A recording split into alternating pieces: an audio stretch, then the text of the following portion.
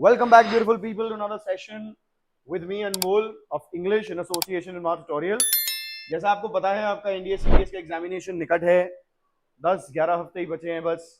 हम लोग इंग्लिश का क्रैश कोर्स फिर से चला रहे हैं, पूरा कोर्स कवर कर रहे हैं ग्रामर में। कल हमने पार्ट्स ऑफ स्पीच किया था। Let's recall once. Neelam, if you have any confusion please make sure you ask class के बीच में ही। कोई भी चीज अगर आपको नहीं समझ में आती तो आप पूछेंगे। पहले रिविजन कर लेते हैं हम लोग पिछले लेक्चर का। क्या आपको पता है कितने पार्ट्स ऑफ स्पीच होते हैं? How many? Give me a number. No, there are 8.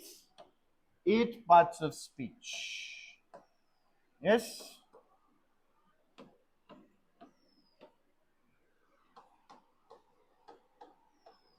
What is the first one? Do you remember?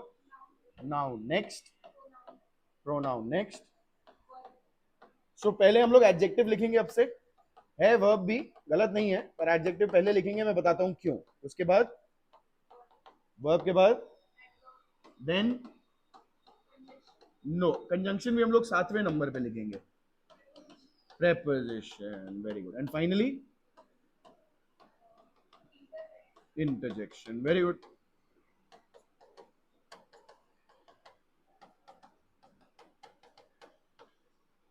अच्छा, सो yesterday what we covered was that English का जो बेसिक स्ट्रक्चर होता है ना, सेंटेंस स्ट्रक्चर, वो होता है सब्जेक्ट प्लस प्रेडिकेट्स। सब्जेक्ट क्या होता है? सब्जेक्ट कोई नाउन या प्रोनाउन हो सकता है बस। और 3 तरह के होते हैं सब्जेक्ट। फर्स्ट पर्सन होता है आई और वी, यही दोनों होते हैं बस। ये दोनों प्रोनाउंस हैं first person subject. Second person है यू, एकमात्र pronoun you, second person subject. और third person all other. All other क्या? Nouns and pronouns. जितने भी बाकी नाउन्स और प्रोनाउंस है। Give me an example. कोई एक नाउन बताइए। नाउन बताइए। Pronoun is he. Ram, Shyam, any name, all of those, any nouns and all other pronouns apart from I, we and you, subject place के, वो थर्ड पर्सन होते हैं। हमने फिर समझा कि एडजेक्टिव का काम होता है नाउन और प्रोनाउन के बारे में थोड़ी ज्यादा जानकारी देना। जैसे राम आप कह रहे हो तो द इंटेलिजेंट राम आप बोलोगे तो intelligent is modifying Ram, it is telling something more about Ram. So adjectives का काम होता है नाउन और प्रोनाउन के बारे में थोड़ी ज्यादा जानकारी देना। फिर प्रेडिकेट का जो मेन पार्ट होता है वो होता है वर्ब, जो आपको दो चीजें बताएगा। या तो वो आपको एक्शन बताएगा, एक्शन मतलब जैसे जंप, ईट, स्लीप एटसेट्रा। और आपको एक स्टेट बताएगा। स्टेट मतलब अवस्था, जैसे is, am, are, being, yes, was, seems, think, feel, yes, like, dislike, love, hate, all of these are stative verbs. These are not actions. जब मैं कह रहा हूं कि आई एम जंपिंग, तो जंपिंग एक एक्शन है। पर अगर मैं कह रहा हूं कि आई एम अ टीचर, तो वहां पे एम एक्शन नहीं बता रहा है, अस्तित्व बता रहा है। वो बता रहा है कि टीचर मैं हूं, मेरा अस्तित्व है कि मैं टीचर हूं। तो ये वर्ब आ गया फिर, है ना। इस तरह से, इसलिए एडजेक्टिव्स हमने पहले लिखा था, क्योंकि हम पहले सबसे पहले क्या समझेंगे, ये जो बेसिक स्ट्रक्चर है ना सब्जेक्ट प्लस प्रेडिकेट का, इसमें सब्जेक्ट कोई नाउन या प्रोनाउन होगा। फिर इस नाउन और प्रोनाउन के बारे में थोड़ी ज्यादा जानकारी अगर दे रहा है कोई भी शब्द, तो वो एडजेक्टिव है। वो नाउन और प्रोनाउन क्या कर रहा है या क्या है, क्या कर रहा है या क्या है, वो हमें वर्ब बताएगा। फिर एडवर्ब का काम है किसी एडजेक्टिव, किसी वर्ब या खुद को मॉडिफाई करना, थोड़ी ज्यादा जानकारी देता है। एडवर्ब, जैसे एडजेक्टिव हमें ज्यादा जानकारी देता था नाउन प्रोनाउन के बारे में, एडवर्ब हमें ज्यादा जानकारी देता है एडजेक्टिव, वर्ब और एडवर्ब के बारे में। प्रेपोजिशन के बाद हमेशा एक नाउन प्रोनाउन आता है, हमेशा। प्रेपोजिशन के बाद हमेशा एक नाउन और प्रोनाउन आएगा। नाउन और प्रोनाउन ही आएगा, पूरा सेंटेंस नहीं आएगा। अगर पूरा सेंटेंस आ रहा है तो वो कंजंक्शन है। प्रेपोजिशन किसी नाउन या प्रोनाउन को जोड़ रहा है बाकी के सेंटेंस से। ये सारी चीजें हम लोग फिर से करेंगे जब प्रेपोजिशन डिटेल में करेंगे तो फिर से उसके बारे में समझेंगे। प्रेपोजिशन के आगे कोई नाउन या प्रोनाउन आएगा और वो नाउन और प्रोनाउन को जोड़ रहा है बाकी के सेंटेंस से। ये प्रेपोजिशन का काम है। कंजंक्शन के बाद कोई सेंटेंस आएगा पूरा का पूरा, कोई क्लॉज आएगा। क्लॉज क्या होता है? ये जो सब्जेक्ट और प्रेडिकेट, एक सब्जेक्ट और उसका वर्ब, इसको हम लोग कहते हैं क्लॉज। क्या कहते हैं? दो क्लॉजेस को जोड़ता है कंजंक्शन। प्रेपोजिशन क्या जोड़ता है? क्लॉज को नाउन प्रोनाउन से जोड़ता है। नाउन प्रोनाउन जो है वो क्लॉज से जोड़ रहा है, दो अलग अलग चीजों को जोड़ रहा है। कंजंक्शन दो एक जैसी चीजों को जोड़ता है। क्लॉज को क्लॉज से जोड़ेगा, एडजेक्टिव को एडजेक्टिव से जोड़ेगा, एडवर्ब को एडवर्ब से जोड़ेगा, सेंटेंस को सेंटेंस से जोड़ेगा। ठीक है। और इंटरजेक्शन एक अकेला शब्द खड़ा रहता है अपने स्तर पे एक्सक्लेमेशन मार्क के साथ, लाइक वाओ, आउच, याहू, ये, ब्रावो। जो एक शब्द है उसका कोई मतलब नहीं है, वो बस आपकी कोई भावना व्यक्त करने के लिए उपयोग किया जाता है। चोट लगी, आउच। आउच अपने आप में कोई शब्द का मतलब नहीं है उसका कुछ, वो बस आपकी भावना व्यक्त कर रहा है कि आपको दर्द हो रहा है, ठीक है। अब ये सब्जेक्ट और प्रेडिकेट दिख रहा है, सब्जेक्ट वर्ब है ना। अब देखना है इसको जरा, अगर मैं सब्जेक्ट लेता हूं आई, तो मैं यहां पे क्या लिखूंगा, I is playing, I am playing, कि I are playing. I am playing, ये गलत है, ये गलत है, ये सही है। इसी को कहते हैं सब्जेक्ट वर्ब अग्रीमेंट, कि सब्जेक्ट के अनुसार वर्ब होना चाहिए। वर्ब जो भी आप यूज कर रहे हो, आई के साथ क्या लगेगा, आई प्ले क्रिकेट लगेगा कि आई प्लेज क्रिकेट लगेगा, आई प्ले क्रिकेट लगेगा। बट ही के साथ क्या लगेगा, ही प्लेज क्रिकेट लगेगा, क्योंकि थर्ड पर्सन सिंगुलर है। थर्ड पर्सन सिंगुलर है तो सिंपल प्रेजेंट टेंस में third person singular form use करेगा वो वर्ब का, प्लेज लेगा। ही की जगह कोई भी सिंगुलर सब्जेक्ट होगा तो प्लेज यूज करेगा। ये है सब्जेक्ट वर्ब अग्रीमेंट। किस सब्जेक्ट के साथ कौन सा वाला वर्ब यूज करना है, फाइनाइट वर्ब, इस अंडरस्टैंडिंग को और इस एग्जीक्यूशन को सब्जेक्ट वर्ब अग्रीमेंट कहते हैं। स्पॉटिंग एरर्स में सब्जेक्ट वर्ब अग्रीमेंट के बहुत क्वेश्चंस आते हैं। स्पॉटिंग एरर्स में सब्जेक्ट वर्ब अग्रीमेंट के बहुत सारे क्वेश्चंस आएंगे। कुछ क्वेश्चंस हैं जो पिछले सालों में आए हैं, सारे क्वेश्चंस हम लोग प्रैक्टिस करेंगे, करते हैं। आज हम लोग अभी बढ़ेंगे आगे और समझने में सब्जेक्ट वर्ब अग्रीमेंट के बारे में। सब्जेक्ट वर्ब अग्रीमेंट समझने से पहले हमें यह समझना होगा कि 5 तरह के सेंटेंसेस होते हैं। ये क्या है, ऑप्टेटिव। 5 तरह के सेंटेंसेस होते हैं। सबसे पहले डेक्लेरेटिव है। डेक्लेरेटिव मतलब जो स्टेटमेंट्स हैं, है ना। इंटेरोगेटिव क्या है, क्वेश्चंस हैं। इंपेरेटिव क्या है, इंस्ट्रक्शंस हैं।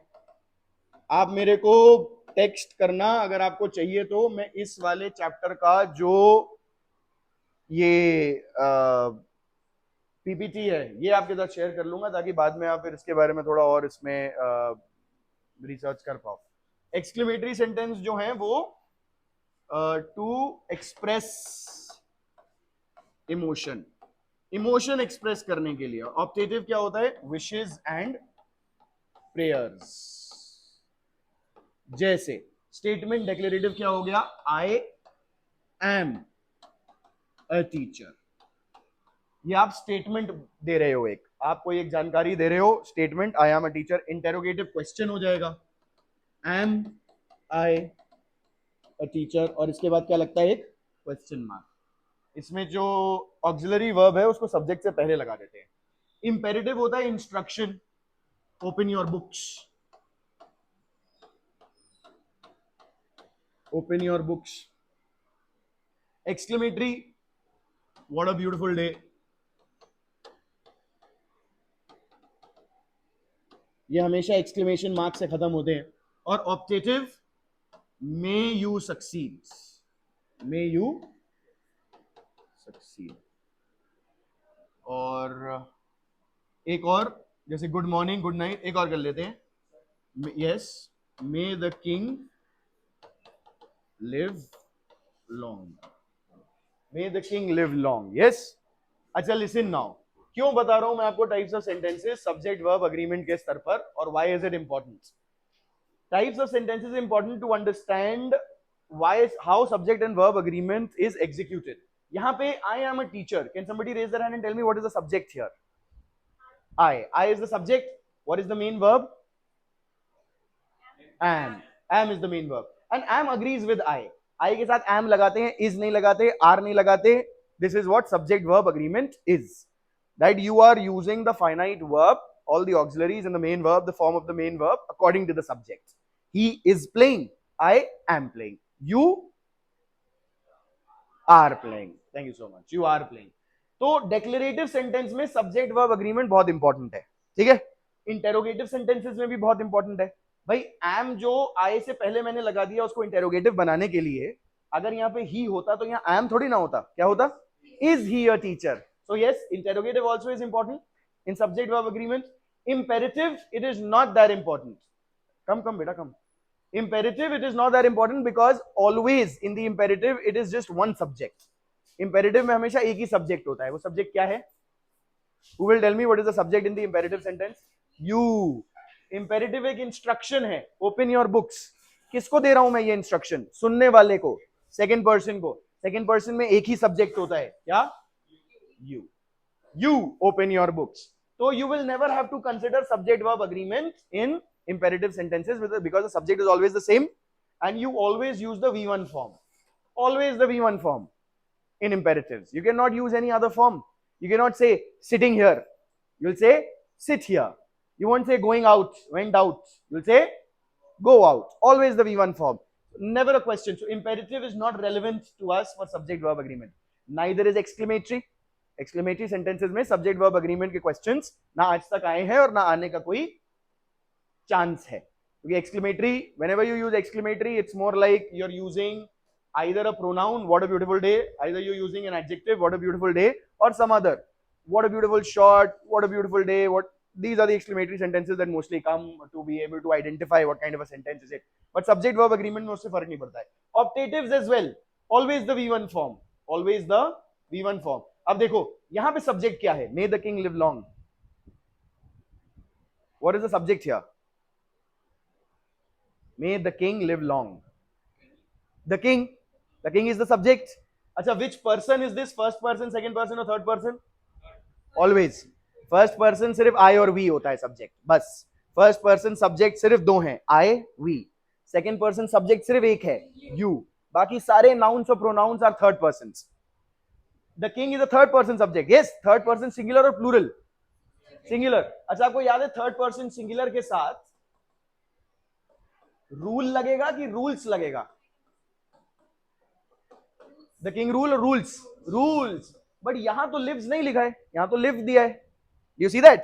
Why? Because this is an optative sentence. Optative sentence में वो वाला रूल सब्जेक्ट वर्ब अग्रीमेंट का जो डेक्लेरेटिव और इंटेरोगेटिव सेंटेंसेस फॉलो करते हैं, ऑप्टेटिव सेंटेंस फॉलो नहीं करता है. There you will use the V1 form. The king, may the king live long. I will tell you a reason as well. यहाँ पे हम लोग ने एक मॉडल साथ में यूज किया है may, और मॉडल के साथ हमेशा V1 फॉर्म ही यूज होता है. The king may live long. मतलब किंग को हम अलाउ कर रहे हैं कि अरे you may live long, जाओ, आपको अनुमति है लंबा जीने के लिए. तो types of sentences, only declarative and interrogative is what we worry about when we are talking about subject verb agreements. All right, let's move ahead. We will not spend too much time on understanding what assertive declarative statements are. Examples यहाँ पे देख लीजिए आप. जैसे विजयश्री is playing in the park, he may win the race. This is not an optative. He may win the race is not an optative. This is a declarative. Yes, I will give you a sentence. Tell me whether it is an optative or a declarative. Say, may you pass your examination, clear your examination. No, this is optative. It starts with may. May you clear your examination. Yes, you should be able to clear your examination. Declarative. Yes, may I get 50 crore rupees in my account right now? Optative. Yes, I wish I get 50 crore rupees in my account right now. No. Declarative. I wish. There is a subject I and then there is a verb wish. Directly wishing is may it happen. But when you say that I wish it happens, now you're declaring. Now you're telling what your wish is. You're not just wishing directly. You're stating that I wish something. Make sense? So understand the difference between declarative and optative.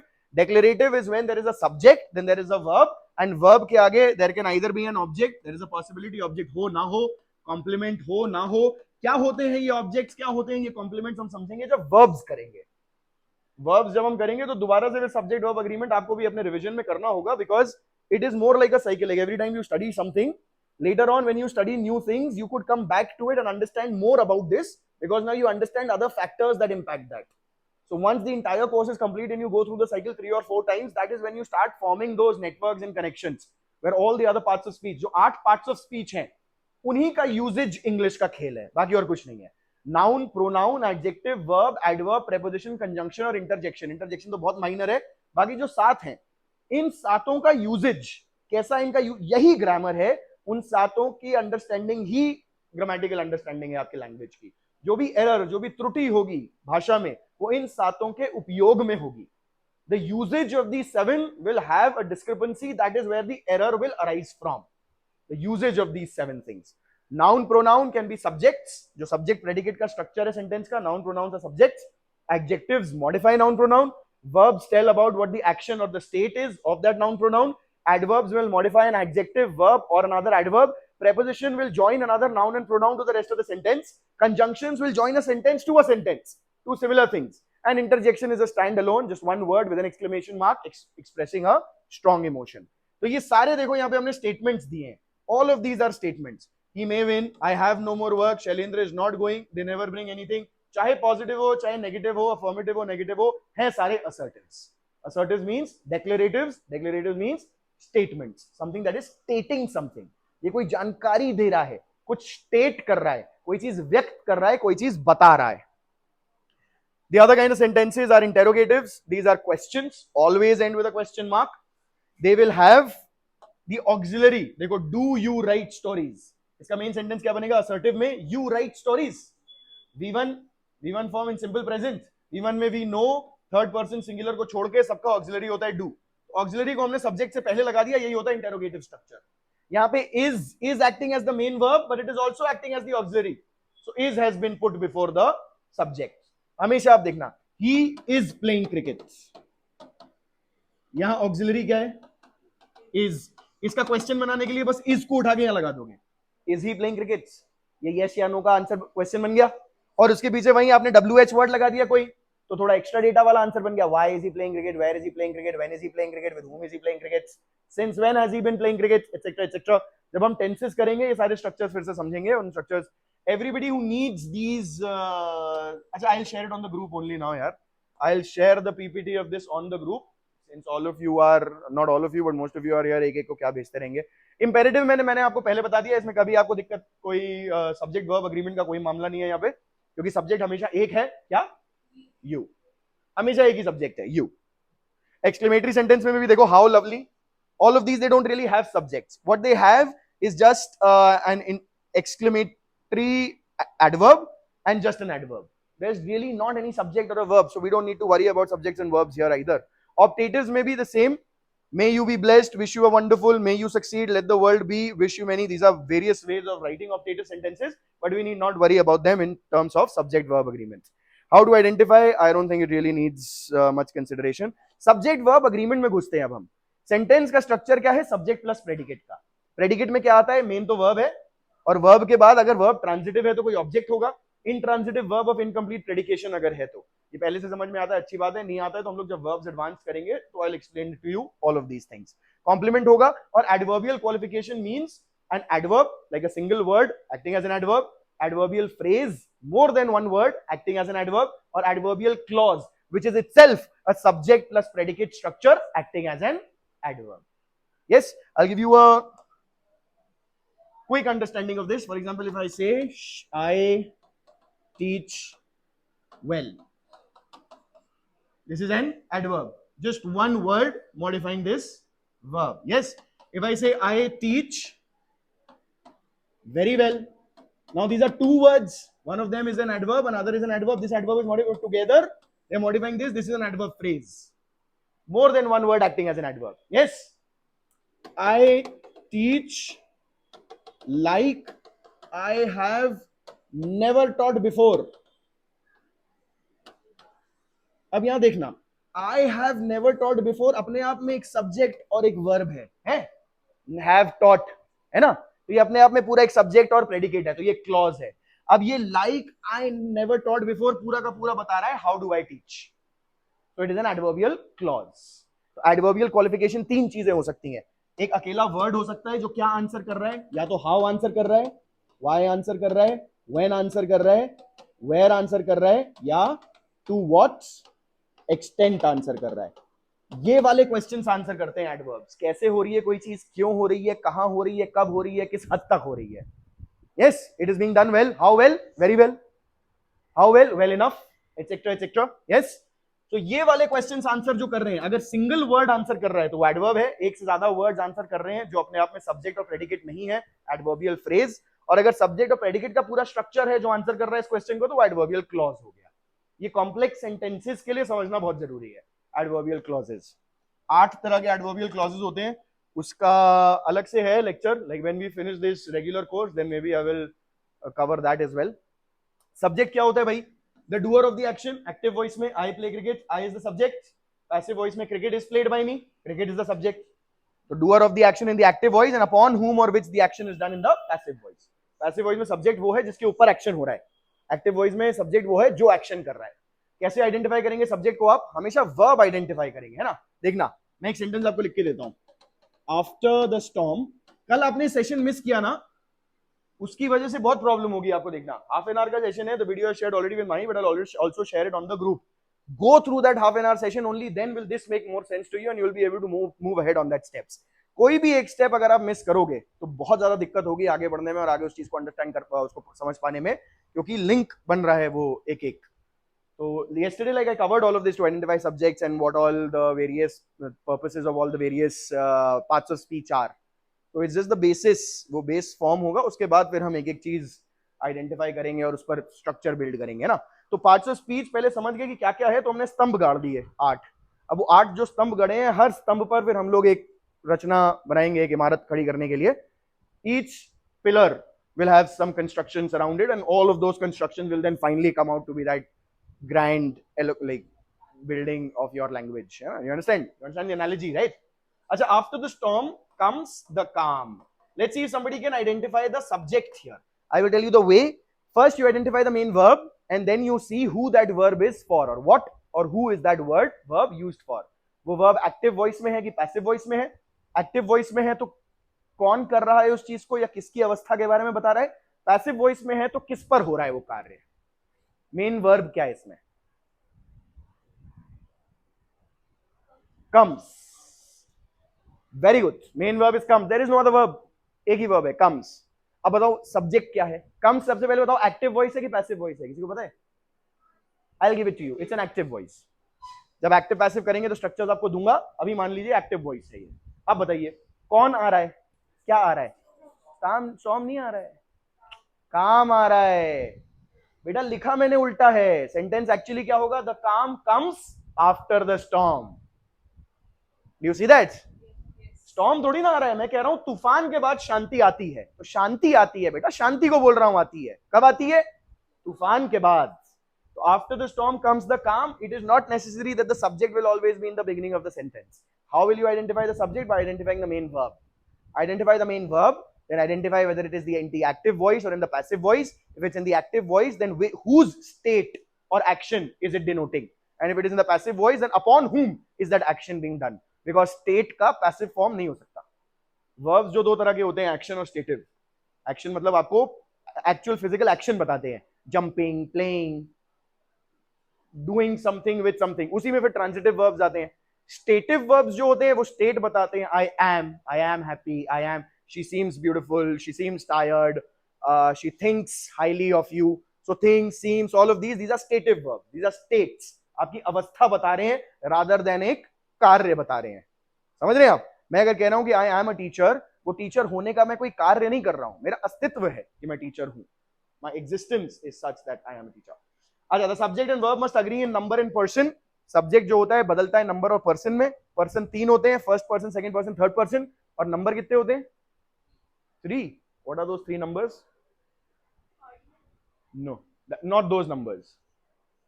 Cardinal, ordinal, those are numbers in adjective. When we talk about definite adjectives, we will talk about cardinals and ordinals. But how many numbers can a subject have? जैसे I और we है. I क्या है और we क्या है? क्या difference है I और we में? Singular, plural. So how many numbers? 2 numbers. These are 6 combinations. First person singular plural, second person singular plural, third person singular plural. First person singular only one pronoun I. First person plural only one pronoun we. Second person singular plural both one pronoun you. Doesn't matter whether it's singular or plural, you'll use you. Third person singular and plural, यहाँ पे फंसता है पूरा कार्य कि third person singular क्या क्या है और थर्ड पर्सन प्लूरल क्या क्या है. ये जब हम प्रोनाउंस, थैंक यू, ये जब हम प्रोनाउंस करेंगे तो इसको डिटेल में समझेंगे ना. 5 चीजें हो सकती हैं थर्ड पर्सन सिंगुलर में. एक तो पर्सनल प्रोनाउंस हो गए, ही शी इट. सिंगुलर नाउन्स हो गए, डिस्ट्रीब्यूटिव प्रोनाउंस हो गए और एडजेक्टिव्स हो गए, सम इंडेफिनिट प्रोनाउंस हो गए और साथ में डेमोन्स्ट्रेटिव प्रोनाउंस हो गए, this that. There are 5 different things that can be singular third person subjects. We will do this extensively when we do pronouns, don't worry, है ना. Just make sure whatever I tell you that you can retain. How? You have to write. If something is new, you have to write it down.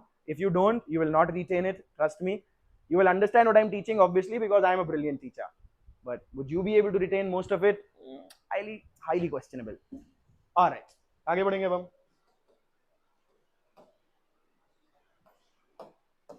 Subject verb agreement case 1, ये है आपके distributive pronounce, each every one either neither.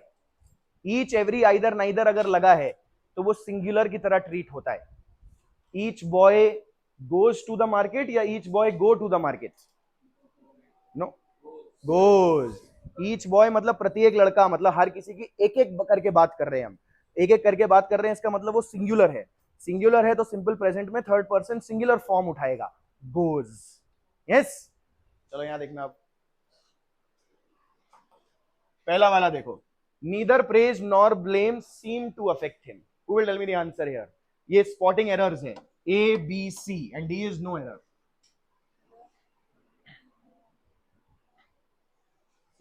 Seems, very good. देखना, neither praise, praise is singular, nor blame, blame is singular. इन दोनों को साथ में नहीं उठा रहे हम, प्रेज एंड ब्लेम नहीं कह रहे। प्रेज एंड ब्लेम बोलते तो सब्जेक्ट प्लूरल बन जाता। हम कह रहे हैं नीदर प्रेज नॉर ब्लेम, ना ही तारीफ और ना ही दोष, मतलब उसके ऊपर आप चाहे उसके ऊपर कोई दोष लगाओ या उसकी तारीफ करो, उसको कोई फर्क नहीं पड़ता। Neither praise nor blame seems, ये सिंपल प्रेजेंट टेंस है। Simple present tense, simple present tense में थर्ड पर्सन सिंगुलर अगर सब्जेक्ट होगा, थर्ड पर्सन सिंगुलर सब्जेक्ट के लिए वर्ब कौन सा यूज होता है? SES form. एसईएस फॉर्म मतलब थर्ड पर्सन सिंगुलर फॉर्म। इसका नाम ही यही होता है, थर्ड पर्सन सिंगुलर फॉर्म, ताकि हमें याद रहे कि ये सिंपल प्रेजेंट टेंस में थर्ड पर्सन सिंगुलर के साथ यूज किया जाता है। तो सीम्स लगेगा, जैसे ही के साथ प्लेज लगता है, प्ले नहीं लगता, वही ही seems, I play, neither praise nor blame seems to affect him. Make sense? Next one C, he asked whether either of the brothers were at home. सी, हाँ क्या होगा फिर? was at home. either of the brothers मतलब वो कह रहा है कि भाइयों में से एक एक की पूछ रहा है कि कोई भी एक वहां था क्या। तो हिंदी में भी तो वही बोलेंगे, उनमें से कोई एक वहां थे, तभी बोलेंगे जब हम रिस्पेक्ट वाला थे बोल रहे हैं, और प्लूरल वाला थे नहीं बोल रहे हैं हम। वो हिंदी में थे दो तरह के होते हैं, एक रिस्पेक्ट वाला होता है कि आप वहां थे, एक प्लूरल वाला होता है कि तुम सब वहां थे। दोनों में थे लगा, बट पहला वाला सिंगुलर के लिए भी है, दूसरा वाला प्लूरल के लिए है। अगर मैं बोल रहा हूं कि उनमें से कोई भी भाई वहां था क्या, तो सिंगुलर यूज कर रहा हूं हिंदी में भी, same with English. Either of the brothers, उनमें से कोई भी एक था क्या। यस, आइदर यूज होता है दो के लिए, तो याद रखना दो ही भाइयों की बात हो रही है यहाँ पे। Either of the three brothers लिखा होता तो वो भी गलत होता, क्योंकि either can only be used for two. Three में से कहेंगे any of the three brothers was at home. Was any of the three brothers at home? Next tell, either he or I dash wrong. No, I बात पास में है, am. I यहाँ पे पास में है, am होगा। either he और she होता तो is होता, either he और you होता तो are होता। और यहीं पे अगर इसको क्वेश्चन बनाऊंगा तो am को उठा के पीछे लगाऊंगा, पर am का क्या बना दूंगा, क्योंकि अब पास में क्या है?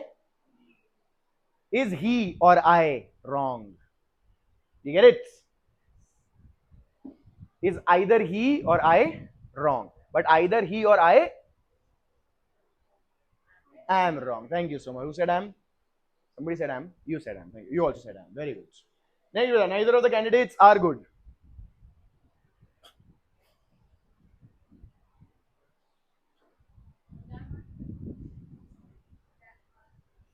Neither of them are, नहीं, neither of the candidates are good. बेटा ये वाला करना है। हाँ, what should it be? Is. Neither of the candidates is good. दोनों कैंडिडेट्स में एक भी अच्छा नहीं है, अच्छे नहीं है, नहीं अच्छा नहीं है ना। Each of them are a good player. Each of them is a good player. Very good. Each of के बाद तो प्लूरल ही लगेगा, कई में से एक बोल रहे हैं हम, एक में से एक नहीं बोलेंगे। कोई एक व्यक्ति अगर बैठा हुआ है अकेला, तो मैं नहीं बोलूंगा जाके कि आप में से एक मेरे साथ आ जाए, वो व्यक्ति भी बेचारा चकरा जाएगा कि कोई और भी है क्या, लगा था मैं अकेला हूं। Each of them is a good player. ठीक है, raise your hand if you understand till here, you are able to follow. ठीक है,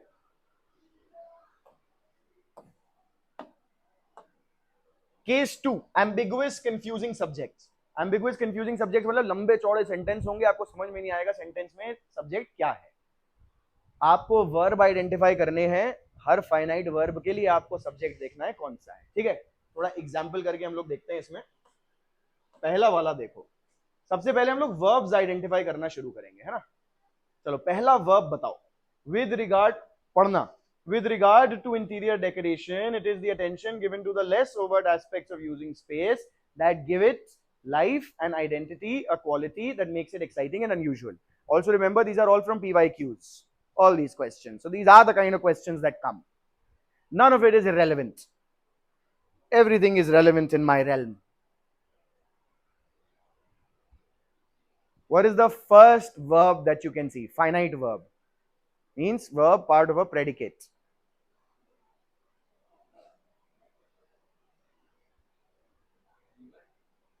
Again? Attention given. ये finite verb नहीं है. Given verb है, आपने अच्छा समझा. But this is a non-finite. Non-finite मतलब ये adjective की तरह use हो रहा है attention को modify करने के लिए. The attention, the girl carrying a basket of flowers. That carrying is not the main verb. It's just modifying girl, telling more about the girl. I met a girl carrying a basket of flowers. इसको अगर मुझे subject बनाना है तो मैं कहूंगा I met a girl who was carrying a basket of flowers. वहां who subject बन गया, was carrying उसका टेंस आ गया, फिर was carrying. यहां गिवन हो ही नहीं सकता क्योंकि V3 फॉर्म, टेंस में V3 फॉर्म हमेशा किसी ऑक्सिलरी के साथ यूज होता है।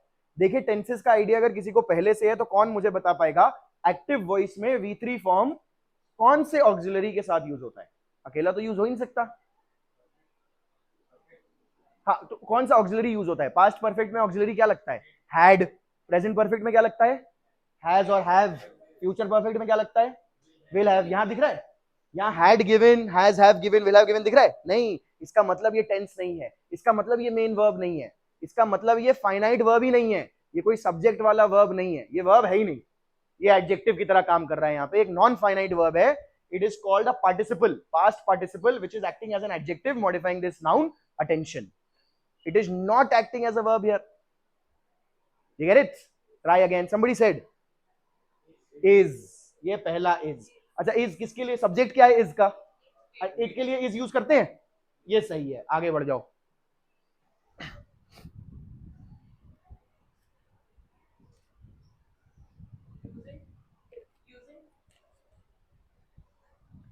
यूजिंग आईएनजी फॉर्म है। चलो मुझे बताओ एक्टिव वॉइस में आईएनजी फॉर्म कौन से ऑक्सिलरी के साथ यूज होता है? इज, एम, आर, और पास्ट में वॉज, वर, और फ्यूचर में विल बी, शिल और शैल और विल बी। यहां दिख रहा है कुछ? इसका मतलब ये भी वर्ब नहीं है, ये जेरंड है। क्या है ये? ये भी नॉन फाइनाइट है, जेरंड है, नाउन है, acting as the object of this preposition of. It is acting as a noun here, not acting as a verb. Less नहीं बेटा, लेस नहीं, नहीं, less is an adjective. Less is either an adjective और here it is an adverb. overt is an adjective, less is modifying overt, it is less overt, this is an adverb. ये verb नहीं है। less, lesses, lessing तो कोई verb ही नहीं है। verb तो पहले ये सोचो उसके 5 फॉर्म्स बना सकते हो कि नहीं? ing फॉर्म में आएगा नहीं आएगा, पास्ट फॉर्म में आएगा नहीं आएगा, अगर नहीं आ रहा तो verb तो है ही नहीं वो। और बताओ।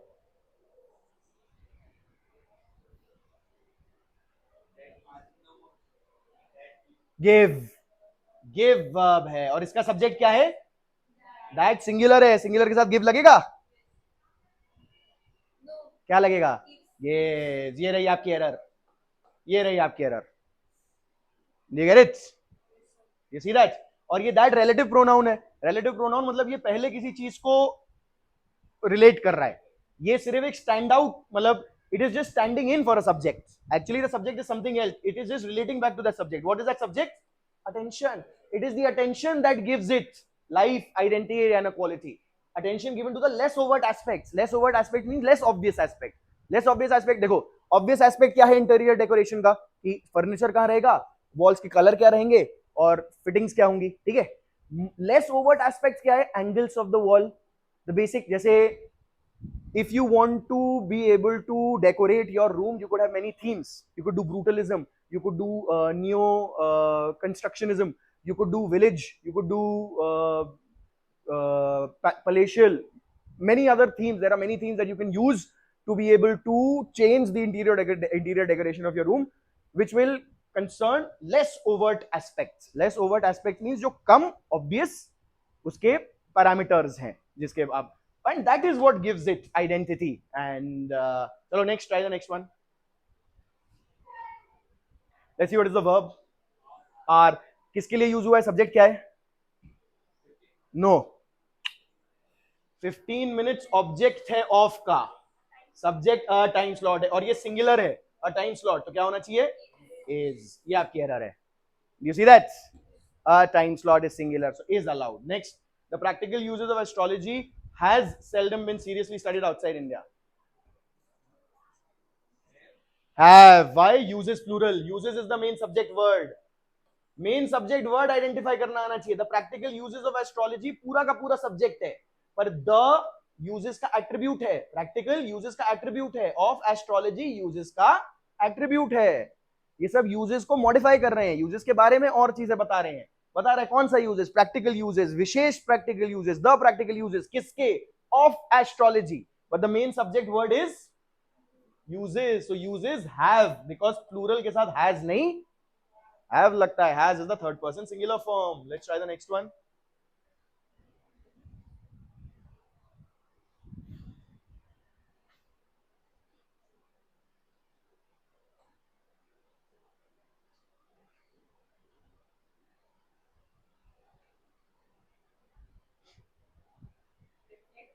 Reflect. The Olympic Games plural.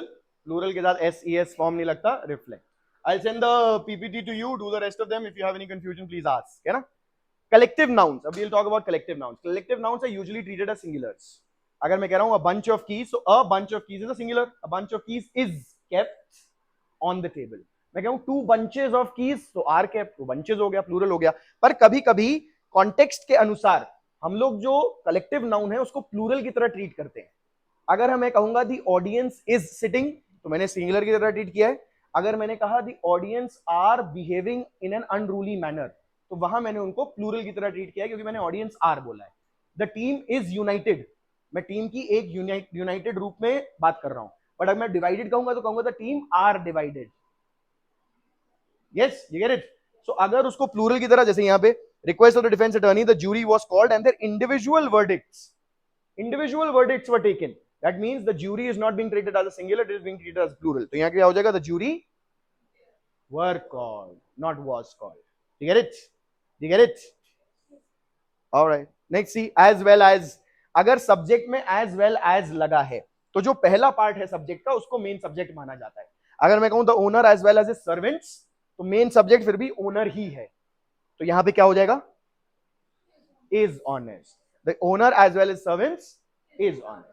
यहां पे owners होता as well as their servants, तो owners प्लूरल है इसलिए आर होता. सर्वेंट्स की वजह से चेंज नहीं होगा. एज वेल एज के बाद जो भी लगा है वो सब्जेक्ट का सिंगुलैरिटी और प्लूरलिटी चेंज नहीं करेगा. सब्जेक्ट का जो मेन सब्जेक्ट का जो पर्सन और नंबर है उसी के अनुसार हम लोग यूज करेंगे वर्ब को. वन ऑफ, अगर वन ऑफ कह रहा हूं मतलब उनमें से एक. अगर उनमें से एक लिया है, एक लिया तो ये तो सिंगुलर हो गया ना. तो one of the boys is coming और are coming? Is coming. Make sense? The view has been taken by one of the ablest persons who has, one of the ablest persons who has written, one of the ablest persons who has written. जितने लोगों ने लिखा है उसमें से एक है, उसने लिखा है ये चीज. ठीक है, कभी कभी डिफरेंट है इसका मीनिंग. देखो, one of the boys who play cricket and one of the boys who plays cricket. अब यहां डिफरेंस देखना, प्ले और प्लेस का डिफरेंस है बस. यहां क्या लिखा है? One of the boys who play cricket, one of the boys who plays cricket. अगर मैंने प्ले लिखा है इसका मतलब हु बॉयज के लिए यूज्ड है, मतलब वो है किन लड़कों में से एक, उन लड़कों में से एक जो क्रिकेट खेलते हैं. कुछ लड़के क्रिकेट खेलते हैं, उनमें से एक. ठीक है, यहां one of the boys who play cricket, ये हु इसके लिए यूज हुआ है. इसका मतलब लड़कों में से एक है. कौन एक? जो क्रिकेट खेलता है. उन लड़कों में से उस एक को लेके आओ जो क्रिकेट खेलता है. Bring one of the boys who plays cricket. Bring one of the boys, उन लड़कों में से एक है जो क्रिकेट खेलता है, उसको लेकर आओ. Bring one of the boys who play cricket, जो लड़के क्रिकेट खेलते हैं उनमें से एक को लेकर आओ. You get it? All right, this will all be for revision, available for you for revision as well. The video will go up by tomorrow afternoon. You can always refer back to it, क्योंकि आपने वो class experience किया होगा. Both of them are correct. They mean different things. यही मैं बता रहा था आपको, दोनों का मतलब बदल रहा है. दोनों का मतलब बदल रहा है. अगर मैं कह रहा हूं one of the boys who play cricket, it means that उन जो लड़के क्रिकेट खेलते हैं उनमें से एक, one of the boys who plays cricket, मतलब लड़कों में से एक. कौन सा एक? जो क्रिकेट खेलता है, वो एक क्रिकेट खेलता है, बाकी नहीं खेलते. लड़कों में से वो एक चाहिए जो क्रिकेट खेलता है. Many a very different kind of a phrase, not very regular. It does not come obviously to anyone. Many a के बाद हमेशा singular लगेगा और उसके बाद हमेशा singular verb use होगा. Many a के बाद जो noun लगेगा वो भी singular होगा. Many a men नहीं होगा. क्या होगा? Many a man. और many a man को treat भी हम singular की तरह करेंगे. तो many a man have नहीं, many a man has succumbed. So many a always followed by a singular, treated as a singular. Treated as a singular means that the verb that it will take will be a singular form of the verb. Many a man is coming, has come. Many a man plays cricket. Singular form use होगा जहां भी होगा. And there is the seventh, if were. This is a subjunctive mood. जो आपका अभी test paper हुआ था Monday को, उसमें सबसे पहला वाला यही था. I would do this if I were whatever. Yes, वही चीज है यहाँ पे देखो. If I were, if अगर आप हाइपोथेटिकल सिचुएशन बना रहे हो तो चाहे जो भी सब्जेक्ट हो, I हो, you हो, we हो, he हो, she हो, it हो, राम हो, श्याम हो, सीता हो, गीता हो, कोई भी हो, वर ही लगेगा. If Sita were here, what would she think? ऐसा मतलब है ना. If सीता were here, अगर वो यहाँ होती तो क्या सोचती? If she were here, she was here नहीं. आप आंसर देते वक्त बोलोगे कि if she was here. If she was here, then if she were here भी बोल सकते हैं, वहां पे उसमें गलत नहीं है. कब यूज होता है she was? हाइपोथेटिकल सिचुएशन अगर है जो संभव नहीं हो सकती तो वर यूज करेंगे. अगर वास्तव में पास्ट की आप कोई बात बता रहे हो कि if he was present I would give him the chocolate, if he was not present I would not give him the chocolate. Yes, so when would you give a chocolate to your student? Well, if the student was present he would get a chocolate. If the student wasn't present he would not get a chocolate. So I'm actually telling about a situation in the past. There I will use was. But if it's a hypothetical situation, if the student were to come right now, maybe I'll give them a chocolate. That's a hypothetical situation I'm talking about कि अगर वो अभी आ जाते हैं तो. Hypotheticals के लिए we will always use were. Conditional sentence में this is the second conditional. When we do conditionals, we'll revise this once again. We'll revise this again and again. If I were वाला जो situation है, करेंगे भी हम उसको बार बार. And finally there is an extension. Extension is कि ना ही सिर्फ verb agree करना चाहिए subject से, पर बाद में अगर हमने कोई pronoun use किया है उस subject के लिए तो वो pronoun भी subject के अनुसार होना चाहिए. She met his mother नहीं, अरे she can meet his mother, why not? And it's a very obvious thing to do.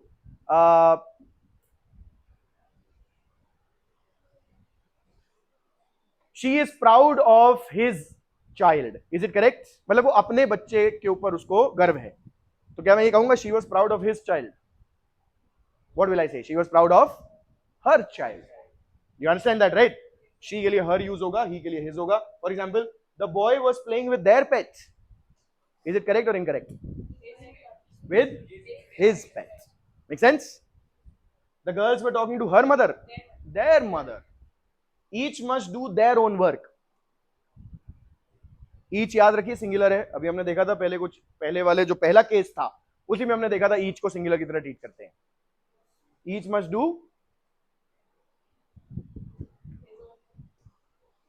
his or her. Either will work, but his is what we go with because the military practices patriarchy. There's no question there. So does our society, the one that we live in. Every person who believes in principles must stand up to fight for their conviction. Every person, again singular. His or her conviction. Make sense? Thank you so much. That's that for today. I've been Anmol, your guide on this journey through the English language and social environment tutorial. I shall see you in the next one.